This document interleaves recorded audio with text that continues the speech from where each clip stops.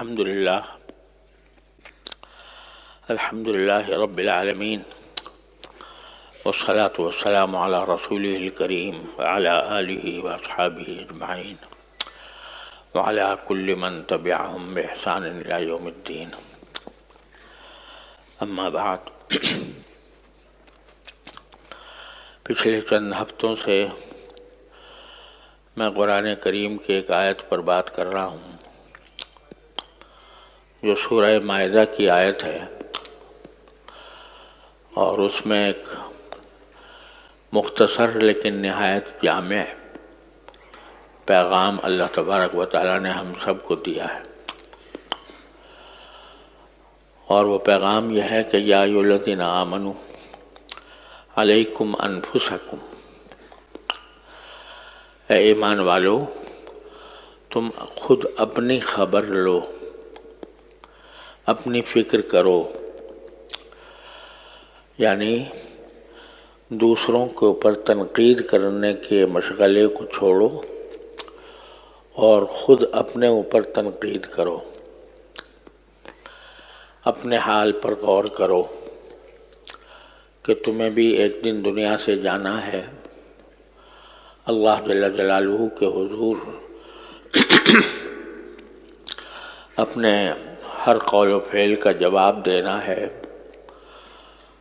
تو دوسروں کے اوپر تنقید کرنے کے بجائے اپنی فکر کرو کہ آخرت میں میرا کیا انجام ہوگا۔ اپنے حالات کا جائزہ لو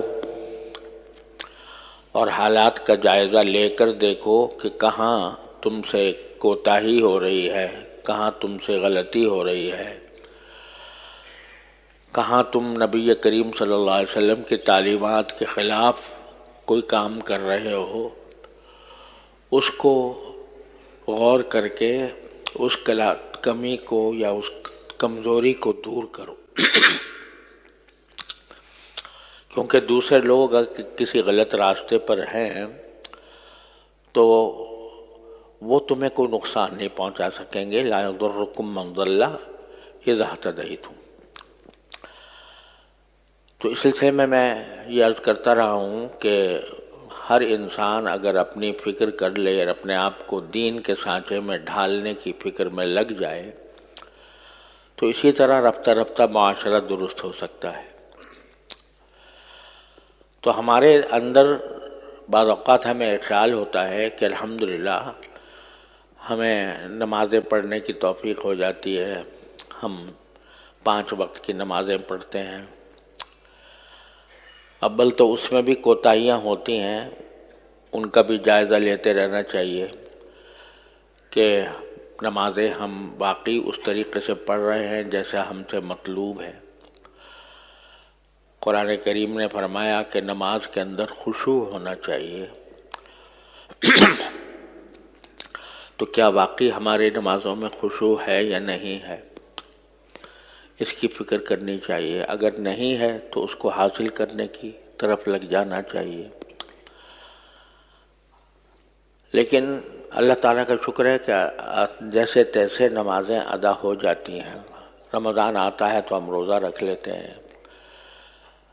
حج کی طاقت ہوتی ہے تو حج بھی کر لیتے ہیں، زکوٰۃ ہم پر واجب ہوتی ہے تو کچھ نہ کچھ ادا کر دیتے ہیں۔ تو یہ بعض اوقات اس پر ہم مطمئن ہو کر بیٹھ جاتے ہیں کہ بس ہم نے جو فرائض ہیں پورے وہ کر لیے، اب اس کے بعد ہماری کوئی ذمہ داری نہیں رہی۔ لیکن جیسا میں نے ابھی عرض کیا کہ باوجود ان تمام باتوں کے اس پر اللہ کا شکر بھی ادا کرنا چاہیے کہ اللہ تعالیٰ نے ہمیں توفیق دے دی ہے، لیکن بے شمار دین کے شعبے ایسے ہیں جن سے بے پرواہی عام ہو گئی ہے، اور اس کی وجہ سے معاشرے میں فساد پیدا ہو رہا ہے۔ آج میں اس میں سے ایک پہلو کا میں ذکر کرتا ہوں پہلے، کہ باوجود اس کے کہ لوگ نمازیں پڑھتے ہیں، روزے رکھتے ہیں، سب کچھ کرتے ہیں،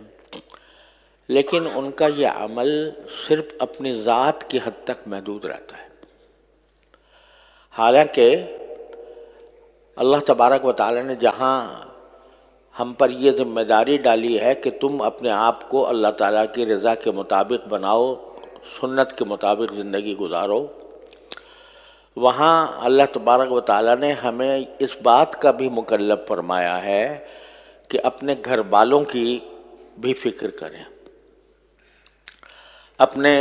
بیوی بچوں کی، اپنے گھر کے افراد کی، اپنے اولاد کی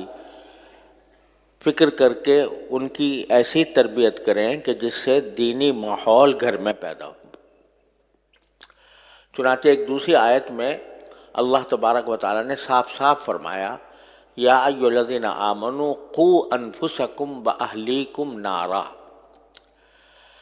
اے ایمان والو تم اپنے آپ کو بھی جہنم کی آگ سے بچاؤ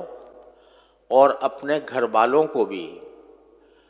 جہنم کی آگ سے بچاؤ۔ کیا معنی کہ صرف تمہیں اپنی ذات کو بچا لینا کافی نہیں ہے، بلکہ اپنے گھر والوں کی ذمہ داری بھی تم پر عائد ہوتی ہے۔ تم اپنی فیملی کے سربراہ ہو، اپنے خاندان کے سربراہ ہو، تو تمہارا فرض ہے کہ اپنی بیوی کو، اپنے بچوں کو، اپنی اولاد کو، بلکہ اگر بہن بھائیوں کو بھی سیدھے راستے پر رکھنے کی کوشش کرو۔ اب آج کل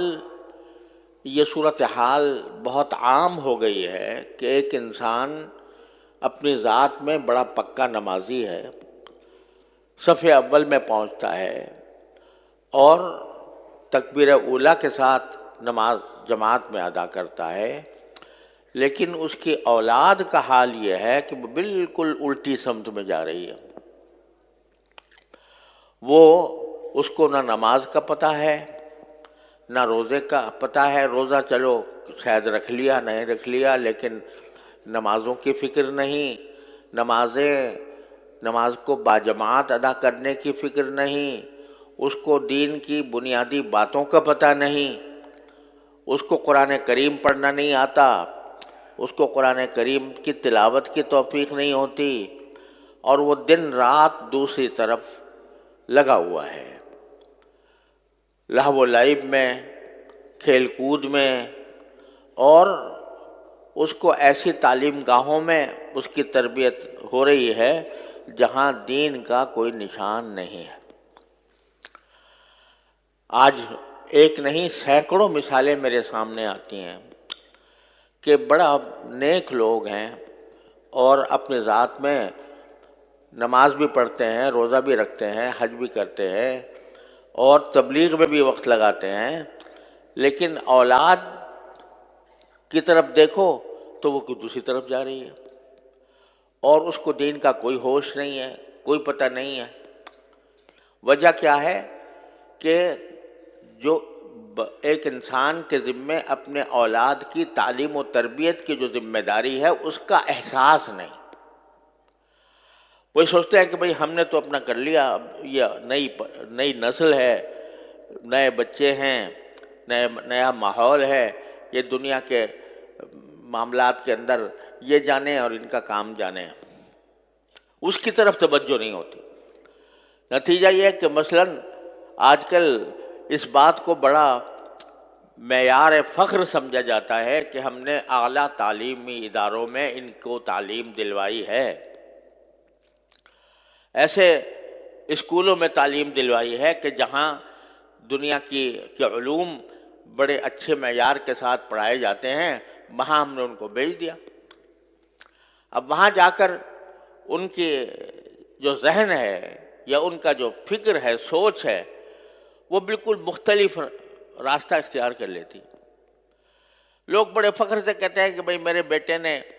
جو ہے وہ فلاں ڈگری حاصل کی ہے، اس کے اندر نمایاں پوزیشن لی ہے، اور اس کو اسکالرشپ دی گئی ہے، اور اس کی اسکالرشپ کے ذریعے اس کو باہر بھیجا جا رہا ہے۔ بے دھڑک اس کو ایک اعلیٰ فخر کی بات سمجھ کر اپنی اولاد کو باہر بھیج دیتے ہیں، اور باہر بھیجنے کے بعد وہ اولاد پھر بعد میں خود روتے ہیں کہ یہ ہمارے ہاتھ سے نکل گئی۔ ایسے مثالیں بے شمار ہمارے سامنے آتی ہیں، اچھے خاصے نیک لوگ،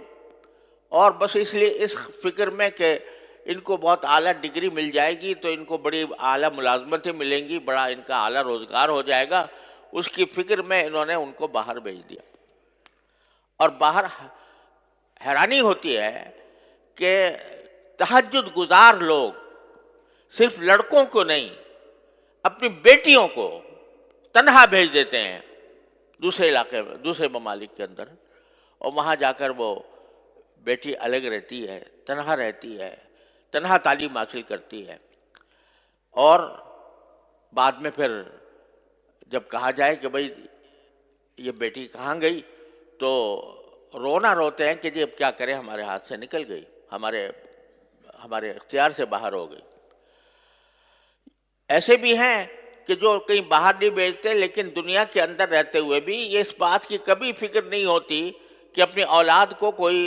کی تربیت کا کوئی اہتمام کریں۔ ایسے اسکولوں میں پڑھ رہی ہے اولاد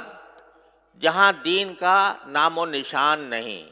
ایک مشکل سے ایک اسلامیات کا گھنٹہ ہوتا ہے، وہ بھی اسلامیات کے گھنٹے میں کوئی نہ ان کو یہ پتہ چلتا ہے کہ وضو کب کرنا چاہیے، کیسے کرنا چاہیے، نہ ان کو یہ پتہ چلتا ہے کہ نماز کے کیا طریقے ہوتے ہیں، نہ ان کو قرآن کریم پڑھنا آتا ہے، نہ ان کو دین کے بنیادی احکام کا علم ہوتا ہے۔ اس کی وجہ سے اولاد جو ہے وہ دین سے بالکل غافل ہو کے رہ جاتی ہے۔ اور آج کل تو سوشل میڈیا کا زمانہ ہے، تو ہر ایک کے ہاتھ میں بچے کے ہاتھ میں ٹیلی فون ہے، اور ٹیلی فون کے اندر جو کچھ خرافات اس کے اندر ہوتی ہے وہ خرافات سے میں ملوث ہوتا ہے، اور وہ ان خرافات کا مقتضا ہی یہ ہے کہ انسان آخرت کو بھول جائے اور دنیا کی فکر کرے، اس میں لگے ہوئے ہیں۔ تو میرے بھائیوں اور عزیزوں، یہ ہم کیا اس پر مطمئن ہو کے بیٹھ گئے کہ بھئی ہم تو نمازی ہیں، الحمدللہ ہم نمازوں کے اندر آتے ہیں، جماعت میں شامل ہوتے ہیں، جمعہ پڑھتے ہیں، اور ہم نمازوں کی ہمیں توفیق ہو جاتی ہے، لیکن اولاد کیسے کہاں جا رہی ہے اس کی طرف فکر نہیں۔ مجھے خود یاد ہے کہ ایک صاحب جو بڑے تہجد گزار تھے اور بڑے ذاکر شاگر، بزرگ آدمی، اپنے ایک بیٹے کا تعارف کر رہے تھے، کہتے جی میرا بیٹا ہے، اس نے دیکھو ماشاءاللہ اتنی ڈگریاں حاصل کی ہیں، اور اس نے فلاں معاملات میں اس نے پوزیشنیں لی ہیں، اور یہ بہت اعلیٰ ملازمت پر بھی لگ گیا ہے، یہ ساری اس کے اندر خوبیاں ہیں، البتہ ذرا تھوڑا سا بے دین ہو گیا، کیا مانا کہ یہ ساری باتیں تو بہت اعلیٰ درجے کی ہیں، لیکن ایک چھوٹی سی خرابی ہے کہ بے دین ہو گیا، الیاذ باللہ العلی العظیم۔ گویا بے دین ہونا یہ کوئی ایسی معمولی سی بات ہے جیسے کوئی آدمی یہ کہے کہ بھئی اس کے اندر ساری خوبیاں ہیں لیکن چھوٹی سی ایک بات ہے مکروہ درجے کی، معمولی سی، وہ یہ کہ بے دین ہو گیا۔ خدا کے بندے، اس کی مثال ایسی ہے جیسے ایک مشہور ہے کہ ایک حکیم صاحب علاج کیا کرتے تھے کسی کا، تو وہ علاج میں اس کے کبھی کوئی تکلیف پیدا ہو جاتی تھی، کبھی کوئی تکلیف پیدا ہو جاتی تھی، کوئی اس کو دست آ جاتے تھے کچھ،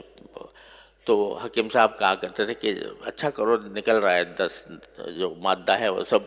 باہر جا رہا ہے، فکر نہ کرو، ٹھیک ٹھاک ہو جائے گا۔ یہاں تک کہ ایک دن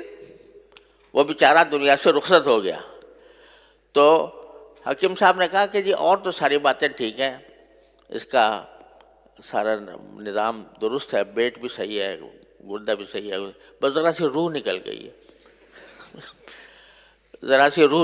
ہے، تو یہ اسی طرح کہہ رہے ہیں کہ بھئی بہت اعلیٰ اس نے مقامات حاصل کر لیے ہیں، ڈگریاں اس کو مل گئی ہیں، اعلیٰ ملازمتیں اس نے حاصل کر لی ہیں، بس ذرا سا بے دین ہو گیا، الیاذ باللہ العلی العظیم۔ یہاں تک نوبت پہنچ گئی ہے کہ اس کی طرف فکر ہی نہیں کہ دین کا کوئی دین کی معلومات سے اگر وہ خالی ہے، دین پر عمل سے خالی ہے، تو گویا کوئی ایسی تشویشناک بات نہیں ہے، چونکہ اس نے بڑے اعلیٰ منصب حاصل کر لیا۔ یہ بے فکری جو ہے، قرآن یہ کہتا ہے علیکم انفسکم، اپنا جائزہ لے کے دیکھو۔ تو اپنا جب جائزہ لوگے تو تمہارے ذمے جو فرائض عائد ہیں ان میں بہت بڑا فریضہ تمہاری اولاد کا ہے کہ تمہاری اولاد وہ صحیح راستے پر چلے، اور اگر وہ بے راہ ہوتی ہے، غلط راستے پر جاتی ہے، تو صرف یہ نہیں کہ اس کو پکڑا جائے گا، تمہاری بھی پکڑ ہوگی۔ بعض لوگ مثال یہ دیتے ہیں کہ بھئی کیا کریں، اولاد تو ہمارے قبضے میں ہے نہیں، حضرت نوح علیہ السلام کا بیٹا بھی کافر ہو گیا تھا، لہذا نوح علیہ السلام کا بیٹا اگر کافر ہو گیا تھا، اس کی ذمہ داری حضرت نوح علیہ السلام پر تو نہیں آتی۔ تو ہم بھی اگر، ہمارا بیٹا بھی اگر، ہماری اولاد بھی اگر غلط راستے پر جا رہی ہے تو ہماری کیا پکڑ ہو؟ خوب سمجھ لو کہ نوح علیہ السلام کا بیٹا جو کافر ہو گیا تھا، کافر رہا، کافر مرا، وہ 950 سال نوح علیہ السلام نے اس کے لیے کوشش کی، 950 سال۔ پھر بے شک جب آدمی ساری کوشش کر کے عاجز ہو گیا تو پھر بے شک اللہ تعالیٰ کے ہاں اس کی معافی ہوگی۔ لیکن آپ نے کتنے دن صرف کیے، کتنا وقت آپ نے اس کام پر لگایا کہ اپنی اولاد کو صحیح راستے پر رکھیں؟ آپ نے اس کو تعلیم ایسی دلوائی جس میں دین کا کوئی نام و نشان نہیں، آپ نے اس کو ایسے علاقوں میں بھیجا کہ جہاں اس کو بے دین ہونا ہی تھا، خود اپنے عمل سے آپ نے یہ کام کیا، تو پھر آپ وہ مثال نہیں دے سکتے۔ ایک اور بعض اوقات یہ مغالطہ ہوتا ہے کہ بھئی ہم نے تو اولاد کو بہت سمجھایا، لیکن کیا کریں، مانتی نہیں۔ تو قرآن نے اس آیت میں جو میں نے ابھی آپ کے سامنے پڑھی تھی، اس کے اندر اس کا بھی جواب دیا۔ یہ فرمایا کہ تم اپنے آپ کو بھی آگ سے بچاؤ، اپنی اولاد کو بھی آگ سے بچاؤ۔ یہاں لفظ جو استعمال کیا کہ آگ سے بچاؤ، اس میں خود ایک پیغام دے دیا کہ ایک فرض کرو تمہارا ایک نادان بچہ ہے، وہ آگ کی طرف بڑھ رہا ہے، دنیا کی آگ کی طرف جا رہا ہے، آگ کی طرف، اور خطرہ ہے کہ وہ آگ کے اندر جا کر جل جائے گا۔ تو کیا تم صرف زبانی فہمائش پر اکتفا کرو گے؟ یعنی صرف اس بات پر اکتفا کرو گے کہ بیٹا یہ آگ ہے، اس میں جل جاؤ گے، مت جانا اس میں، اور کیا کہ فارغ ہو جاؤ گے؟ اور اگر وہ آگے بڑھتا رہے تو کیا یہ کہو گے کہ بھئی ہم نے تو بہت سمجھایا ہے، جا ہی رہا ہے آگ کی طرف؟ کوئی باپ اس کو آگ کی طرف جاتے دیکھ کر صرف زبانی جمع خرچ پر اکتفا نہیں کر سکتی، آگے بڑھ کر اس کو گود میں لے کر اس کو وہاں سے ہٹائے گی۔ تو کوشش وہ معتبر ہے کہ جو جس طرح دنیا کی آگ سے تم ایک اپنی نادان اولاد کو بچاتے ہو، اس طرح اتنی ہی اہمیت کے ساتھ اس کو جہنم کی آگ سے بچانے کی فکر کرو۔ اس کے لیے ضرورت ہے کہ تم اپنے گھر میں ماحول ایسا پیدا کرو، بچوں کو ایسی تعلیم دو، جب تک کہ بچہ قرآن کریم نہ سیکھ لے، قرآن کریم اس کو پڑھنا نہ آ جائے، اس وقت تک کسی اور کام میں اس کو مت ڈالو۔ ہمارے ہاں الحمدللہ مسلمانوں کی تاریخ یہ ہے کہ سب سے پہلی تعلیم جو بچے کو دی جاتی تھی وہ قرآن کریم کی ہوتی تھی، ناظرہ ہی صحیح، لیکن ناظرہ قرآن کریم بھی انسان کی زندگی میں انقلاب برپا کرتا ہے۔ اگر صحیح طریقے سے ناظرہ پڑھ لے نا بچہ، تو اس کے دل میں ایمان کا بیج پڑ جاتا ہے، اور پھر آگے وہ ایمان کا بیج اس کو بہت سی برائیوں سے روکتا ہے۔ تو جب تک اس بات کا یقین نہ ہو جائے کہ میرا بچہ قرآن کریم پڑھنے کے قابل ہے، اس وقت تک اس کو آگے نہ بھیجو۔ اب ہمارے یہاں وزیر تک بن گئے ہیں لوگ، اور جب ان سے کہا گیا قل اللہ پڑھ لو تو قل اللہ پڑھنے نہیں آ رہا، تو وہ در حقیقت یہ اس لیے کہ ہم نے ہمارے ذہن سے دین کی تعلیم و تربیت کی اہمیت ہی ختم ہو گئی. ہمارے دل میں اس کی اہمیت ہی نہیں ہے کہ ہمارا بچہ جو ہے وہ دین کی معلومات، دین کا علم حاصل کرے. نہ صحیح، ٹھیک ہے، ہم نے یہ نہیں کہتے کہ آپ ہر ایک کو عالم دین بناؤ، ہر ایک کا عالم دین بننا بھی فرض نہیں ہے کہ آپ پورا درس نظامی پڑھاؤ 8 سال تک. لیکن اگر کم از کم جو انسان کے ذمے فرض عین ہے اس کا علم تو بچے کو ہر حال میں ہونا چاہیے، اور اس کے لیے کسی ایسی درسگاہ، الحمدللہ اب ایسی درسگاہیں موجود ہیں جس میں جو دنیاوی تعلیم کہلاتی ہے وہ بھی الحمدللہ اس میں پڑھائی جاتی ہے، اور اس کے ساتھ ساتھ اس کو مسلمان بنانے کی بھی فکر ہوتی ہے، اس کو دینی معلومات بھی فراہم کی جاتی ہے. ایسی درسگاہوں کے اندر اس کو بھیجو. جب تم خود ایسے درسگاہوں میں بھیج دو گے جہاں پر الحاد اور بے دینی کا چرچا ہے تو پھر وہ اس کی ذمہ داری تمہارے اوپر عائد ہوتی ہے کہ تم نے ایسی جگہ بھیجا کیوں. اور دوسری بات یہ کہ اگر فرض کرو کہ کوئی بچہ آپ نے کسی درسگاہ میں بھیجا، کسی اسکول میں بھیجا، وہاں پر دین کی معلومات اس کو حاصل نہیں ہو رہی، دین کا علم اس کو حاصل نہیں ہو رہا، تو کم از کم اتنا تو کر لو کہ اپنے گھروں کے اندر